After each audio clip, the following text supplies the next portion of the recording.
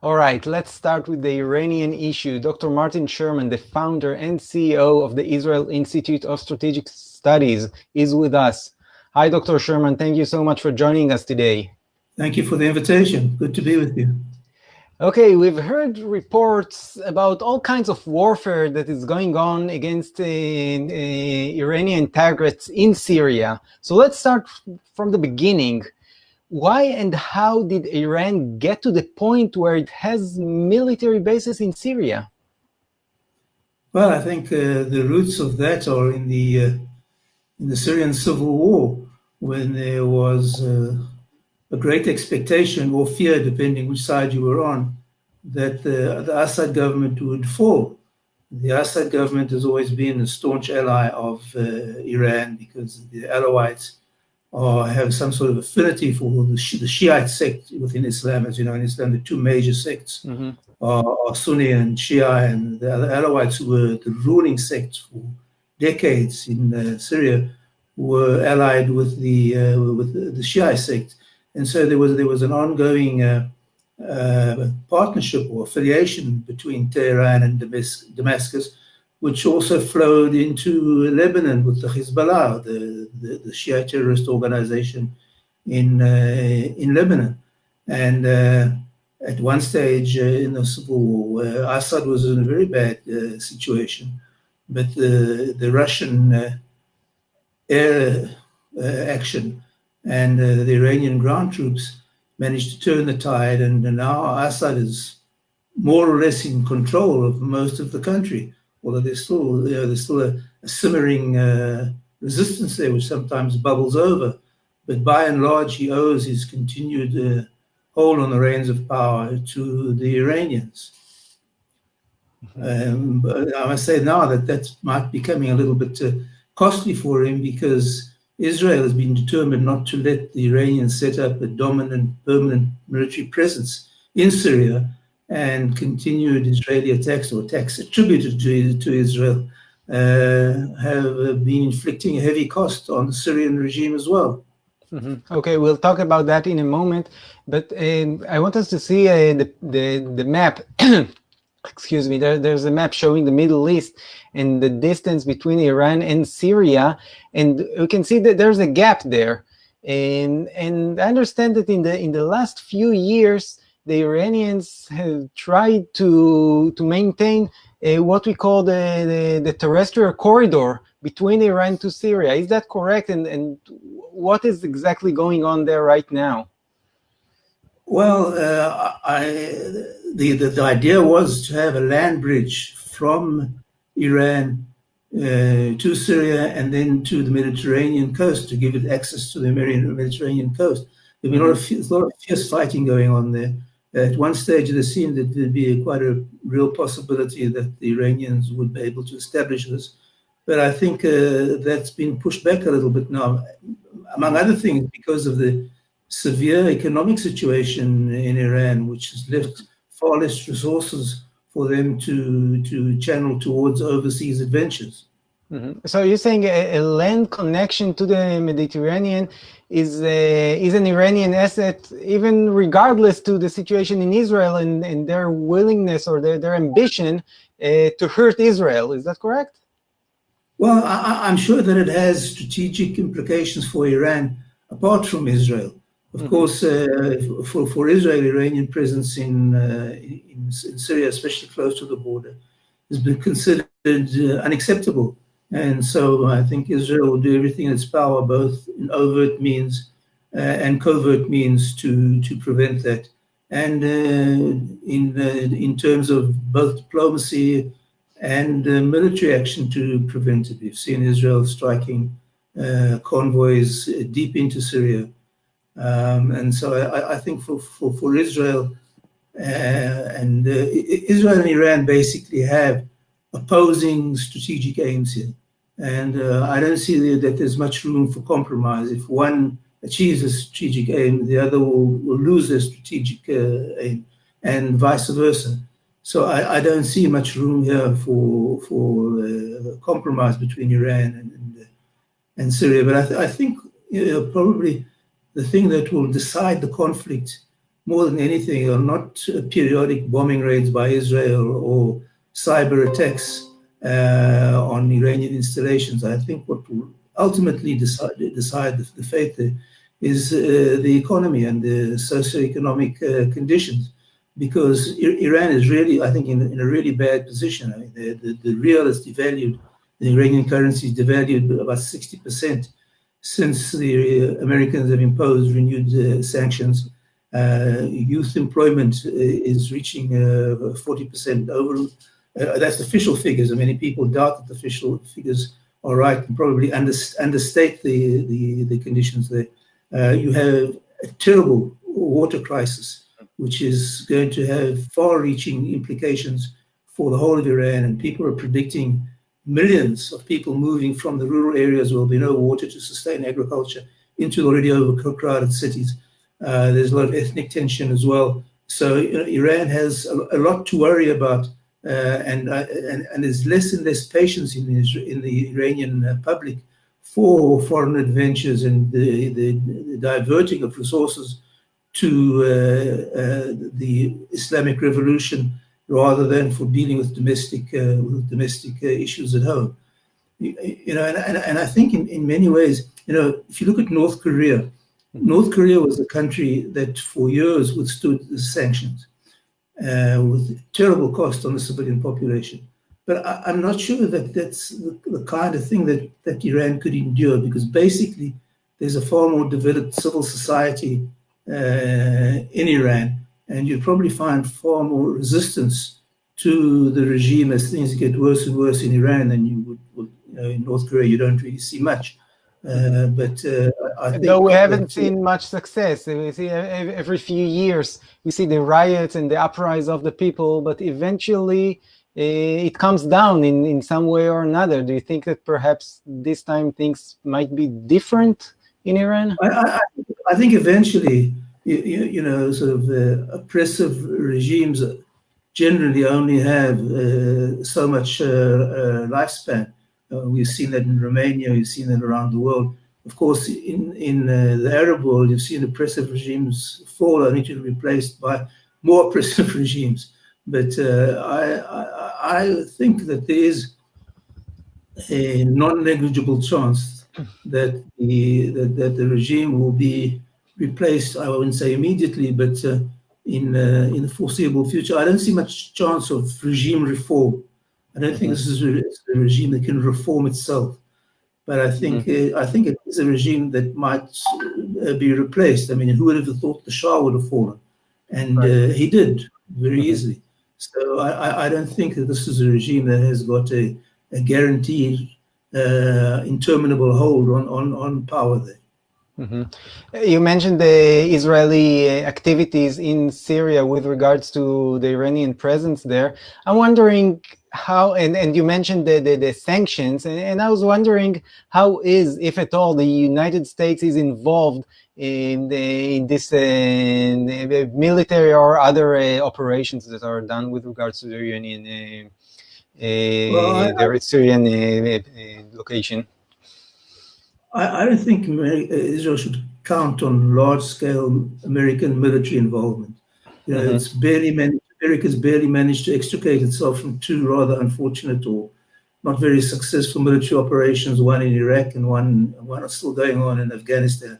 I don't think there's too much stomach in the US for being embroiled in another military encounter, which isn't Iran. I mean, in Iran, they may be able to do something, but I don't think there's much stomach for them being embroiled in Syria. I think that Israel can rely on America for strong diplomatic support. That I think, especially with this administration, of course, one of the wild cards is the corona outbreak.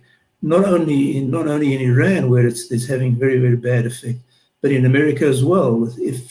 If Trump can withstand the corona effect there and the riots going on now and get re-elected, that would be a very big plus for Israel. If for some reason Trump is defeated in the elections, that opens up a whole new ball game for Israel, because I don't think that a democratic administration would give Israel nearly as much leeway as the Trump administration was. And I think in some ways, Israel's missed opportunities in exploiting the fact that Trump and the administration and his close advisors have been so pro-Israel. And I think Israel could have done much more to put facts on the ground, not only in the Syrian theater, but elsewhere.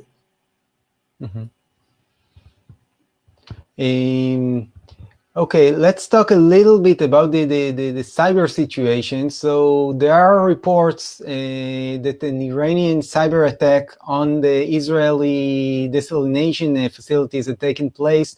And what can you say at this point about those attacks? About the future of this kind of warfare between Iran and Israel?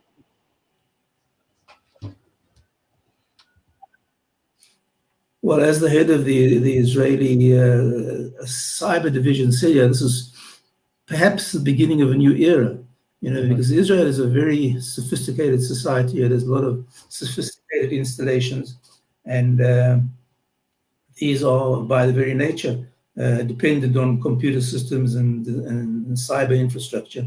So they are potentially vulnerable. What I understand, what they tried to do this particular attack was raise the chlorine level in the desalination plants so that to make people sick from an overdose of chlorine, which would have caused Israel to perhaps shut off the water supply and leave people without water during a very bad heat wave and during the corona crisis. So it would have been very troublesome. Of course, Israel is reported to have responded by paralyzing the port of Shahid Raja'i, one of the big ports in Iran, I believe, the biggest port in Iran. So I think Israel was just sort of flexing its muscles and showing what it could do. Because in many ways, Iran has been an open book to Israel. If you see the way that the Israeli intelligence service managed to lift all the nuclear documents from the heart of Iran and spirit them off to Israel, if you see how Israel was managed to destroy the launching pad of a drone that was sent from Syria, an Iranian drone sent from Syria to attack Israel. If you see how the Iranian attempted missile attacks against Israel has failed. So the Iranian response to Israel so far has been, at best, very amateurish and not very successful. I don't know whether we should rest on our laurels because of that. I understand that the cyber attack on the desalination plant was surprised people with the sophistication. I would be surprised myself that if Iran is in the same league as Israel in their cyber warfare, but I don't think that we should take them too lightly. I think we should take the threat very seriously. And this may be a new phase in human warfare, trying to sabotage infrastructure systems, air traffic, road traffic, and things like that. This is something that Israel has to be very, very aware and direct a lot of resources to dealing with it. Do you think that there are any chances that Iran will be getting more countries, perhaps like China and Russia, into some kind of an alliance that would attack Western targets? And if so, where will it put Israel and US cooperation with regards to these cyber attacks? Well, I don't think that sort of cooperation between Iran and China is something that's very imminent. I would be surprised if something like that was in any closing into any operational stage. I would be very surprised because China and Russia probably have much more to gain from keeping relations with the US open than they do having Iranian having the Iranian channel open. There's always this playoff between what economic benefits Russia and China could have with America and the political and strategic competition between them, because the strategic and competition between them sort of works in favor of more tension, whereas the economic benefits work in favor of less tension. But I think most countries, not necessarily China and only China and Russia, but most countries, when they come to weigh the benefits and the penalties of dealing with America or dealing with Iran, I think that the call is very easy to make. And we see how Iran is suffering with the sanctions now, because no one's making massive efforts to save the Iranian economy, which is sinking like a lead balloon. Okay, so you're not predicting an escalation to some kind of a cyber world war or something like that. Well, I don't know. The Iranians may try their hand at continuing and expanding the war themselves. They may try and find other partners, but there might be some covert Iranian, covert Russian and Chinese cooperation. But I don't think that they would commit on a national scale to such a thing. At least I hope I'm right, because that really, that could be so havoc across the world. Right. And do you think that these kinds of attacks and this new field, battlefield, the cyber field, what will it do to U.S. and Israel military cooperations? Do you see in the future, or perhaps in the near future even, more cooperation with development of cyber weapons, perhaps protection systems, or anything like that between the United States and Israel? Some kind of cooperation? Well, I think that's a very probable scenario. Again, I think it would probably also depend much on the next election, because there's a lot of antagonism towards Israel in the Democratic Party, and a lot of affinity for Israel in the Republican Party, and that dichotomy will probably filter down into the relations in the military sphere, especially when it comes to sharing classified information and new developments and things like that. But I think in principle, the bottom line is that Israel has no better ally than the United States, and the United States probably has no better ally than Israel, certainly not in this neck of the woods. And so I think that new common threats certainly could drive joint efforts. Well, you said something that troubled me, because I agree with you that Israel is the United States' biggest ally, and vice versa. But from what you're saying, it sounds like Israel is becoming a partisan issue in DC. Is that so? Well, unfortunately, it looks like that. But I think a lot of the blame must be shouldered by Israel, because I think Israel has done a very poor job in presenting itself in the international scale. We spend a pitiful amount on public diplomacy, in presenting Israel, presenting Israel's case on campuses. I think much more could be done. I've been pushing for years for Israel to allocate 1% of the state budget for public diplomacy initiative, a strategic initiative. Now, 1% is over $1 billion, $1 billion. And with $1 billion, you can win a lot of hearts and change a lot of minds.